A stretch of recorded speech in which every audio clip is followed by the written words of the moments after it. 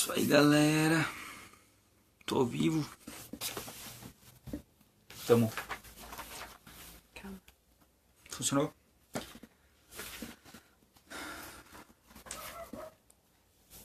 Que eu vi. Entrei. Aí, galera. Mais um vídeo live.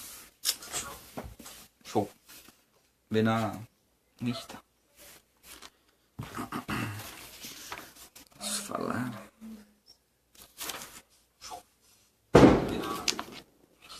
Funcionando, né? Então, galera, nós vamos começar mais um vídeo live hoje. Gostaria que vocês conseguissem acompanhassem com a Bíblia, ou escutassem a mensagem e depois refletissem nela depois, ou durante, como eu vou falando, que a gente pudesse refletir um pouquinho sobre a palavra do Senhor e compartilhar ela com as pessoas, né?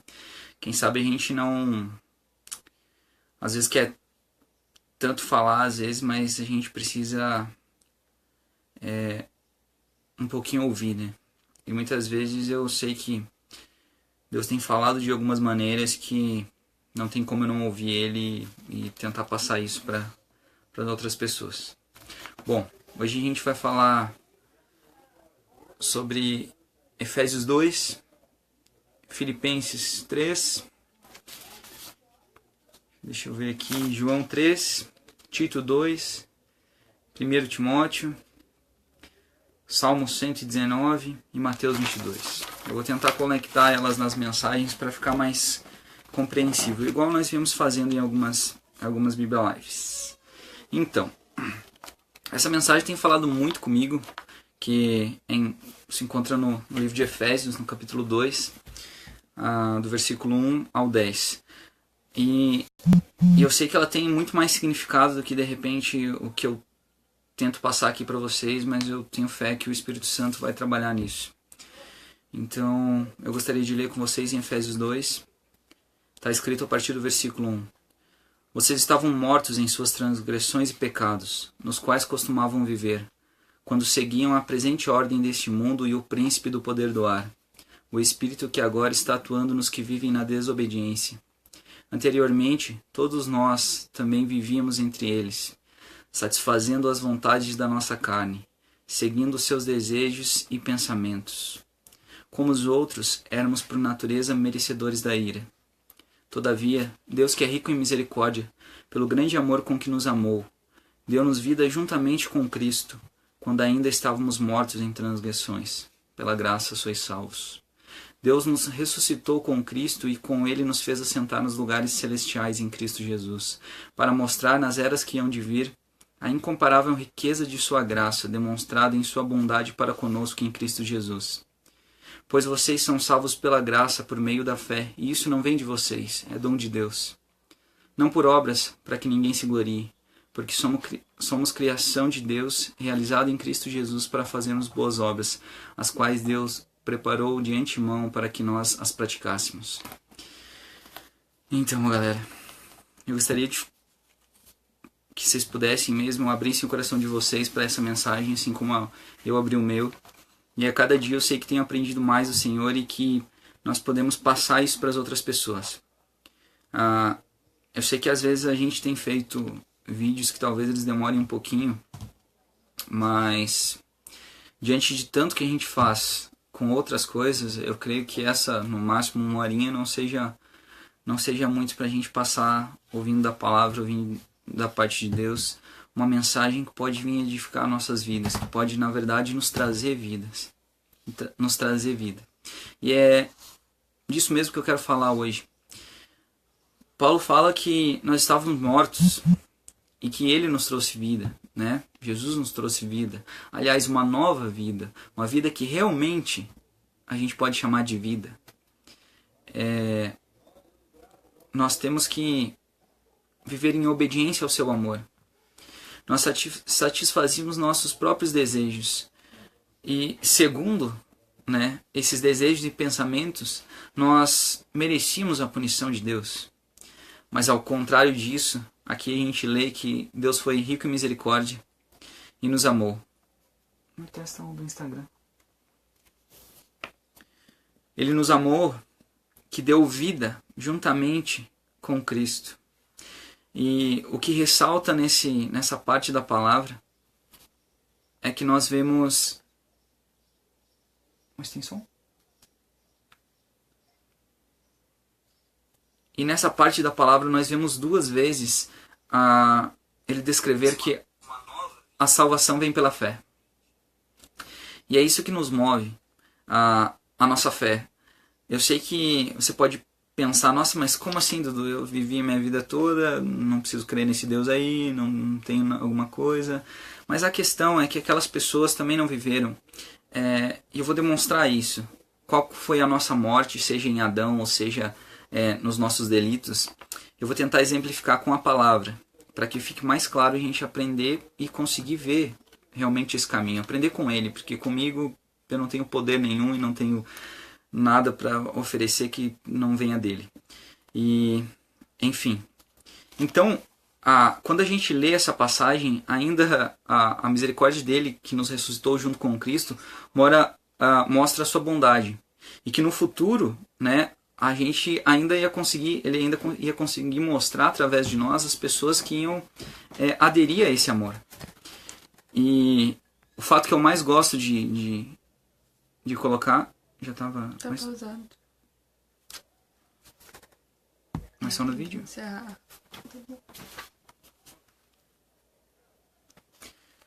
Encerrei. Então, e o fato que eu mais gosto de enfatizar é que essa nossa salvação, ela não é pelas nossas obras. E é isso que a gente não tem... Cuidado para não misturar as coisas, né? Não quer dizer que a gente não foi criado para as boas obras, igual diz a palavra. Não quer dizer que a gente não pode fazer as boas obras.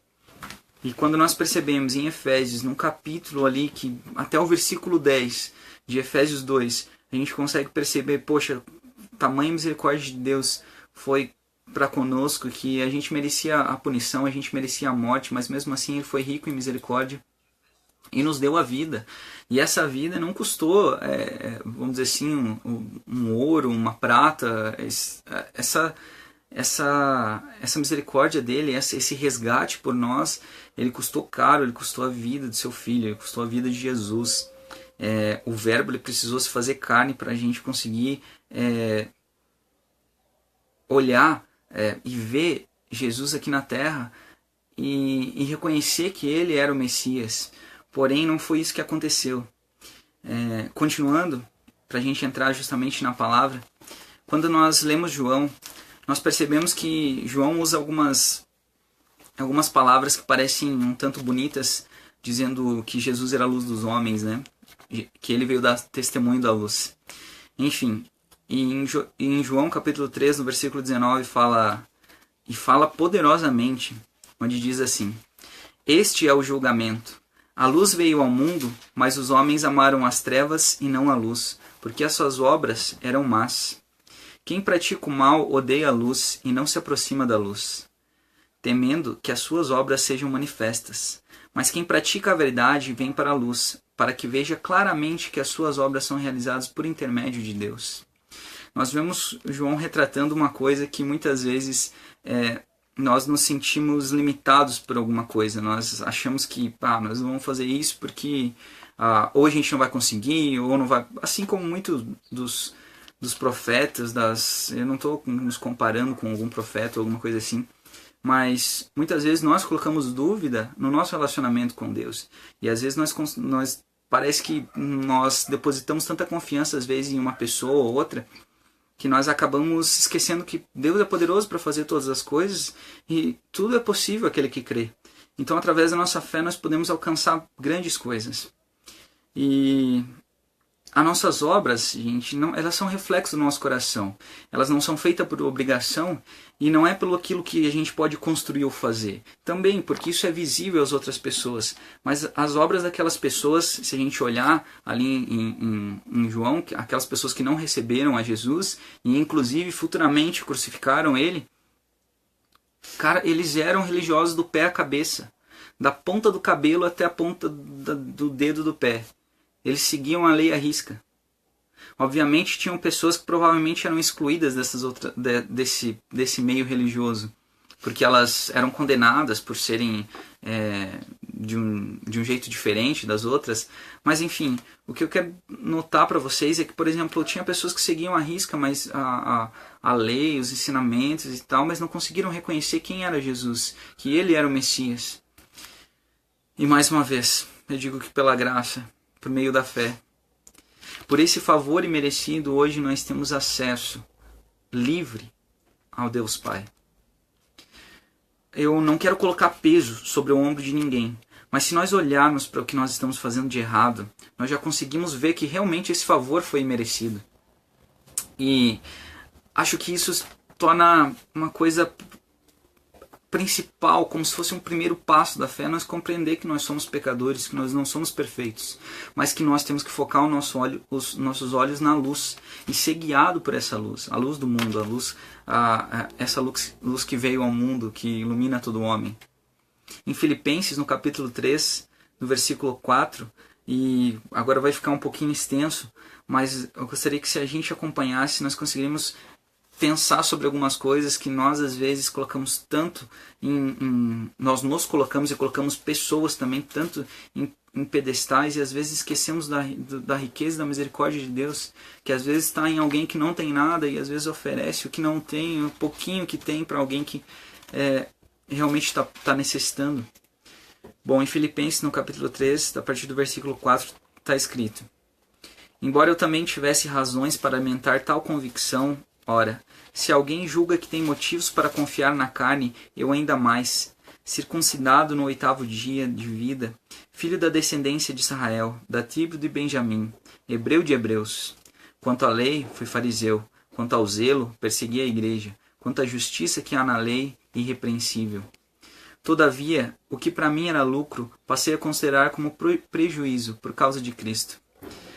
Mais do que isso, compreendo que tudo é uma completa perda quando comparado à superioridade do valor do conhecimento de Cristo Jesus, meu Senhor, por quem decidi perder todos esses valores, os quais considero como esterco, a fim de ganhar Cristo, e ser encontrado nele, não tendo por minha a justiça que procede da lei, mas sim a que é outorgada por Deus, mediante a fé, para conhecer Cristo e o poder da sua ressurreição, e a participação nos seus sofrimentos, identificando-me com ele na sua morte, com o propósito de, seja como for a ressurreição dentre os mortos, nela estar presente. Não que eu já tenha alcançado tudo isso, ou seja perfeito. Entretanto, vou caminhando buscando alcançar aquilo para que também fui alcançado por Cristo Jesus. Irmãos, não penso que eu mesmo já tenha conquistado, mas tomo a seguinte atitude, esquecendo-me das coisas que para trás ficam e avançando para as que estão adiante de mim. Apresso-me em direção ao alvo, a fim de ganhar o prêmio da convocação celestial de Deus em Cristo Jesus. Por isso, todos nós que alcançamos a maturidade espiritual devemos pensar dessa maneira. Porém, se em algum aspecto pensais de forma diferente, também quanto a isso Deus vos esclarecerá. Contudo, caminhemos na mesma medida da perfeição que já atingimos. Paulo ele fala da nossa inferioridade em alguns momentos. Eu não quero dizer para você que você é ruim, você é podre, você é alguma coisa nesse sentido. Mas Paulo tenta colocar dizendo assim, olha gente, eu não sou perfeito. Eu fui alcançado por Cristo e através disso eu sei que outras pessoas vão ser alcançadas. E é engraçado que ele vivia numa época complicada, onde a lei era muito forte, porque as pessoas queriam mais seguir a lei do que seguir a Cristo. Continuando no versículo 17, ele fala: caros irmãos, sede meus imitadores e prestai atenção nos que caminham de acordo com um padrão de comportamento que temos vivido. Porquanto, como já vos adverti repetidas vezes, e agora repito com lágrimas nos olhos, que há muitos que vivem como inimigos da cruz de Cristo. O fim dessas pessoas é a perdição. O Deus deles é o estômago, e o orgulho que eles ostentam fundamenta-se no que é vergonhoso. Eles se preocupam apenas com o que é terreno. No entanto, a nossa cidadania é dos céus, de onde aguardamos com grande expectativa o Salvador, o Senhor Jesus Cristo, que transformará nossos corpos humilhados, tornando-os semelhantes ao seu corpo glorioso, pelo qual que o capacita a colocar tudo o que existe debaixo do seu pleno domínio. Gente, se nós estamos falando aqui do apóstolo Paulo, daquele cara que foi ao terceiro céu e tal, enfim, aquele cara que a gente tem referência, e eu sei que nossos olhos têm que ficar vidrados na palavra de Jesus, no que Jesus dizia, mas ele foi um dos homens escolhidos também por Jesus, que nos colocou algumas coisas que às vezes não eram discutíveis, porque parecia que, parecia que Deus estava limitado naquele momento, mas ele falava, olha, eu não sou perfeito. E inclusive quando ele ia falar para as outras pessoas, para quem ele tinha instituído presbítero ou diácono ou alguma coisa, porque naquela época muitas pessoas tentavam desmentir ele, que no caso não era uma mentira, né, mas eles diziam isso que ele está apresentando é mentira, é heresia, ou tentavam implantar algumas coisas dentro da palavra de Deus que não cabia a palavra de Deus. Ele ainda fala sobre o que estava acontecendo na época, mas se a gente analisar Tito, no capítulo 2, a partir do versículo 11, está escrito: porque a graça de Deus se manifestou salvadora a todos os homens. Ela nos ensina a renunciar à impiedade e às paixões mundanas e a viver de maneira sensata, justa e piedosa nesta era presente, enquanto aguardamos a bendita esperança, a gloriosa manifestação do nosso grande Deus e Salvador Jesus Cristo. A palavra ela é muito clara, eu não preciso, às vezes, ficar dando aquela explicação, aquela exemplificação, mas a palavra de Deus por si, se a gente não analisar só em alguns... naquela sistemática que a gente está acostumada, mas se a gente colocar os olhos em Jesus e no tudo que Ele nos proporcionou e no que Ele nos ofereceu, nós conseguimos ver um pouquinho, gente, dessa salvação, desse amor. Porque se a gente não ficar fixado nisso, de nada vai ter valido a nossa pregação, de nada vai ter valido todo esse nosso esforço. Às vezes as pessoas colocam como sacrifício, eu vejo como um privilégio. Às vezes nós conseguimos falar da palavra de Deus, às vezes nós tentamos demonstrar isso para as outras pessoas, tentar demonstrar não que a gente é melhor, mas que nós conseguimos, nós fazemos de tal forma para que outras pessoas sejam beneficiadas. E eu quero colocar esse ponto em questão justamente para você, por exemplo, que prega a palavra. Você que é pregador, você que tem alguma instrução para poder ensinar as outras pessoas, ou você que é crente em Jesus. Às vezes nós cremos num chamado, né? Eu vou simplificar por aí. E esse chamado, por exemplo, se fosse pregar a palavra, quantas vezes você orou para que outra pessoa pudesse pregar a palavra também? Você que é pregador. Ou você só orou para você? Deus me dá conhecimento, me dá sabedoria. Amém, amém, que você ora. Mas para outra pessoa, Deus faz ele uma pessoa poderosa, Senhor, porque o seu evangelho seja pregado, Senhor, com autoridade, com... E aí? Parece que a gente tem colocado tantos cargos no nosso meio religioso que nós temos esquecido de Jesus. Nós temos esquecido que aquele homem que pregava ousadamente, ele fazia tendas. Nós esquecemos que aquelas pessoas que falaram, olha, a gente só vai ficar com o ministério da palavra porque a gente tem que distribuir a comida e está ficando muito corrido pra gente. Alguém tem que tomar parte nisso só para que fique mais organizado. Poxa, o quão lindo não seria distribuir a comida, servir com diaconia de verdade, num ambiente em que todos entregam tudo para que possam viver em união. Bom, Paulo fala dele mesmo.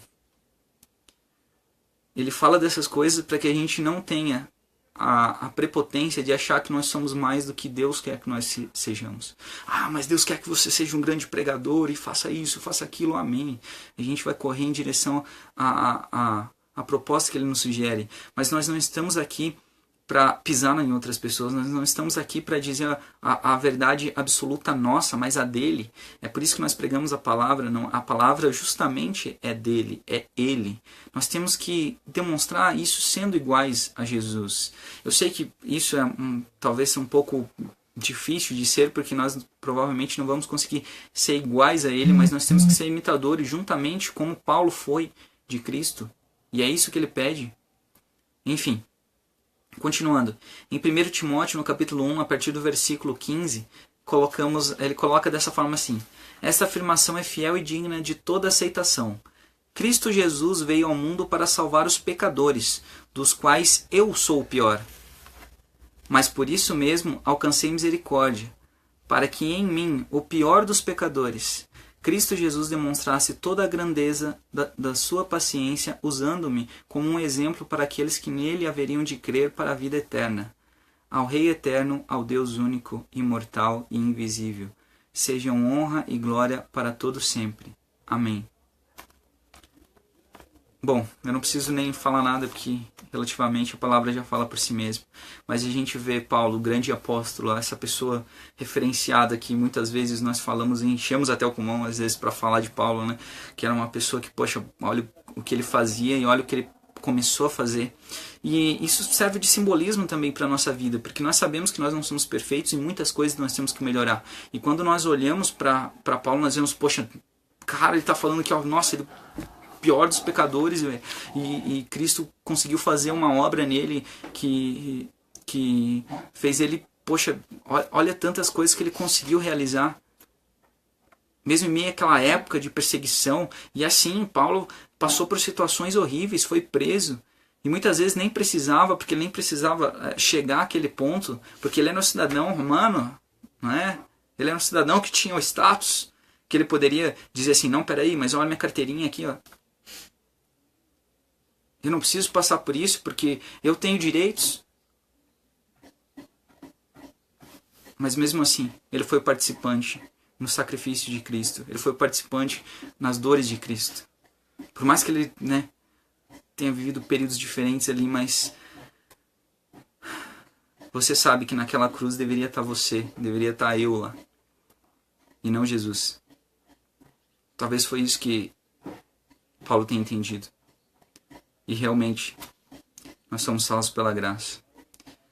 Jesus demonstrou o reino para nós. E eu quero entrar em um assunto que eu creio que Deus tenha falado no meu coração, sobre a parte que Jesus...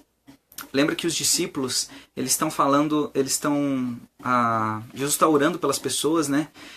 E algumas crianças correm lá para serem abençoadas também na fila e tal, e os discípulos repreendem eles dizendo, não, tira essas crianças daí, tipo, não sei o que.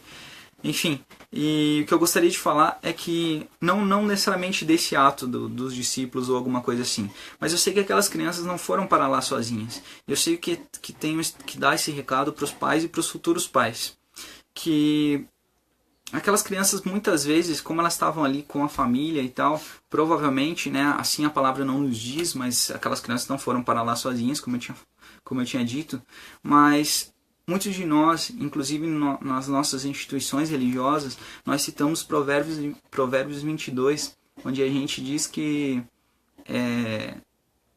educa os seus filhos pelo caminho que ele deve andar, e mesmo quando ele for idoso, ele não se desviará dele. Enfim, nós temos essa convicção de que nós temos que adicionar coisas ao Evangelho, mas quando nós tratamos dele na pureza e na simplicidade, nós não precisamos fazer isso. Se nós formos imitadores de Jesus, vocês pais ou vocês filhos vão saber que se vocês demonstrarem Cristo Jesus aqui na terra, se deixarem fazer a obra de vocês aqui, vocês já vão ser a imagem desse Jesus. O teu filho e a tua filha, eles vão querer entrar lá naquela fila para ser abençoado, para que Jesus ore por eles, porque vocês estão lá. E não somente porque eles querem bagunçar, porque talvez eles queiram só um abraço.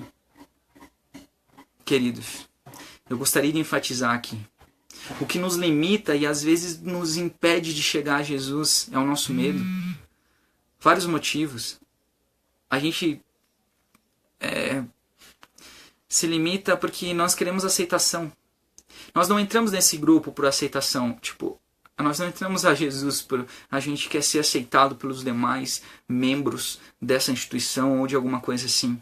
Mas nós queremos entrar porque nós percebemos um amor onde quando ele aceitou, ele morreu pelas nossas transgressões quando nós ainda éramos pecadores. Nós não compreendemos muito bem, parece, a nossa identidade. Nós nos submetemos ao jugo de outras pessoas, mas ao menos a esse jugo de amor que Jesus nos oferece. Nós não queremos mais abraçar Jesus. Parece que o reconhecimento, a fama, o poder está acima de outras coisas, assim, que parece que ofusca a face de Jesus. Mas eu vou dizer que quem não está querendo enxergar isso somos nós. Sabe, em um momento, o povo de Deus, ele queria que Moisés entrasse falar com Deus. Eles tinham medo. E, enfim, eu acho que isso foi legal assim nesse sentido, né? Foi bem lindo e tal. Mas quando nós sabemos que no sacrifício de Cristo nós não precisávamos mais de nenhum intermediário, porque Ele era o nosso intermediário, né?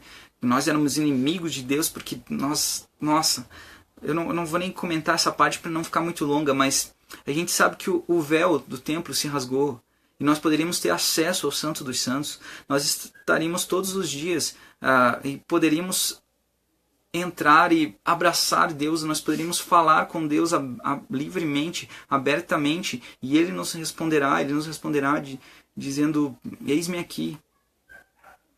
Mas quando que isso vai acontecer, Dudu? É só quando eu morrer lá, é só na minha redenção, é só se eu fizer tudo isso certinho. Nós estamos vendo o apóstolo Paulo falar que ele não é perfeito, mas ele está correndo em direção a isso. E se nós pensarmos, nós realmente estamos ligando para o que Deus está falando? Para o que Deus falou?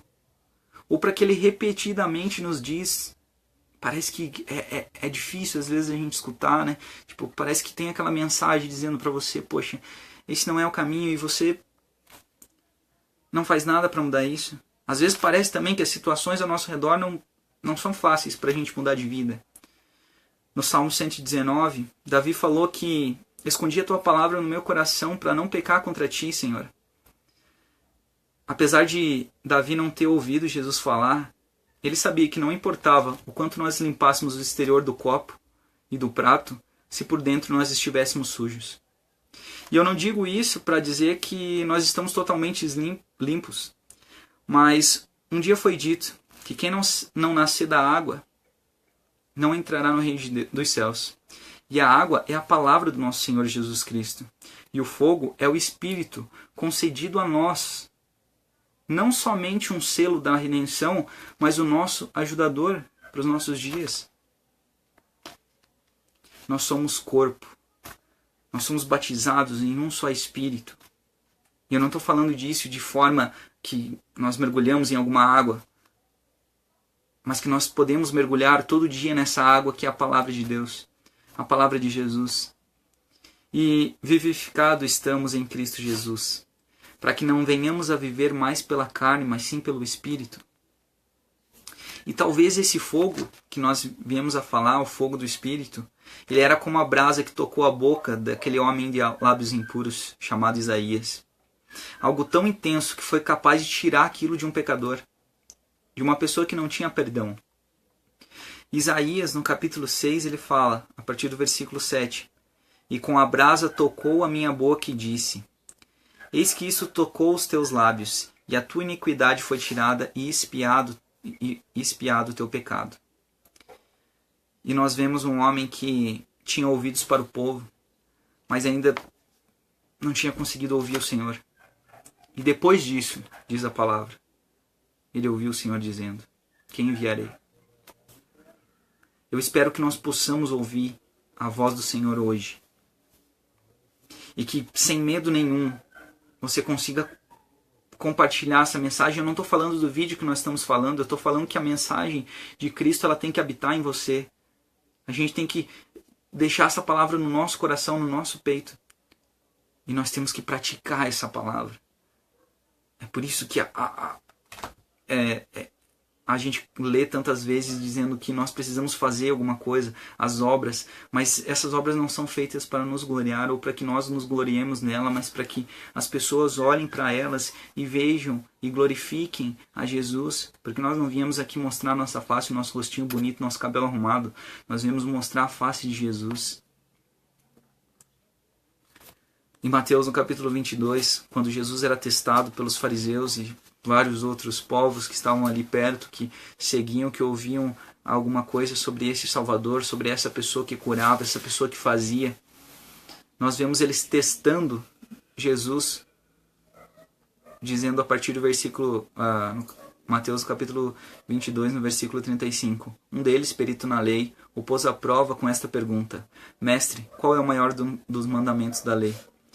Respondeu Jesus: Ame o Senhor, o seu Deus, de todo o coração, e de toda a sua alma, e de todo o seu entendimento. Este é o primeiro e maior mandamento, e o segundo é semelhante a ele: ame o seu próximo como a si mesmo. Desses 2 mandamentos dependem toda a lei e os profetas.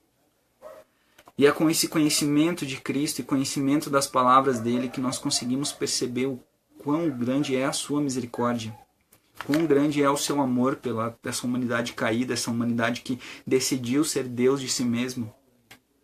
E é interessantíssimo que se nós lermos só essa passagem a princípio, Jesus respondeu: ame o Senhor seu Deus de todo o seu coração, de toda a sua alma e de todo o seu entendimento. Mas o que vem a seguir, eu não quero falar do amor ao próximo agora, onde ele diz esse é o primeiro e maior mandamento. Mas um pouquinho antes, na mesma frase, no mesmo versículo 39, diz: e o segundo é semelhante a ele. O segundo mandamento, que a gente ame o próximo, ele é semelhante ao primeiro, a esse primeiro que diz: ame o Senhor, o seu Deus, de todo o seu coração, de toda a sua alma e de todo o seu entendimento. E esse ame ao próximo como a si mesmo, ele é semelhante a esse.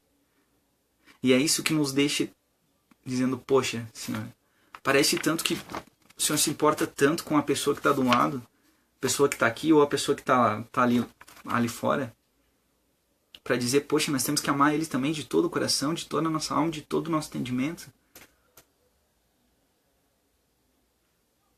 Nos ensina, Senhor, a amar assim. Assim como os discípulos falaram muitas vezes para Jesus: Senhor, aumenta a nossa fé. Ele demonstrou toda a sua misericórdia em amor na cruz. E nós somos salvos mediante a fé na graça que Deus depositou sobre Jesus. Aos nossos olhos, é claro. Porque tem coisas que nós não vamos conseguir entender. Mas nós somos um organismo vivo. Essa é a igreja. Nós somos unidos em amor a Cristo. E Ele te convida a aceitar Ele em seu coração verdadeiramente. E deixar que Ele realize a sua obra em nós. E que nós possamos realmente amar uns aos outros. Essa é a mensagem que eu gostaria de trazer para vocês. Embora ela trouxe tantos versículos, eu sei que Deus tenha me conduzido para que essa mensagem chegue ao coração de vocês. Pois é por Ele e para Ele que nós fazemos todas as coisas. E eu sei que nós não podemos ser perfeitos. Mas se um dia nós olharmos para o lado, não vai ser para julgar alguém, mas vai ser para ajudar essa pessoa. Amém? É isso aí, galera. Então, um beijo no coração de vocês. Se puderem, compartilhem essa mensagem. E que nós possamos ser a cada dia mais servos em amor a Cristo. Mesmo Ele nos chamando de amigos, mesmo Ele nos dando o direito de nos tornarmos filhos de Deus. Amém?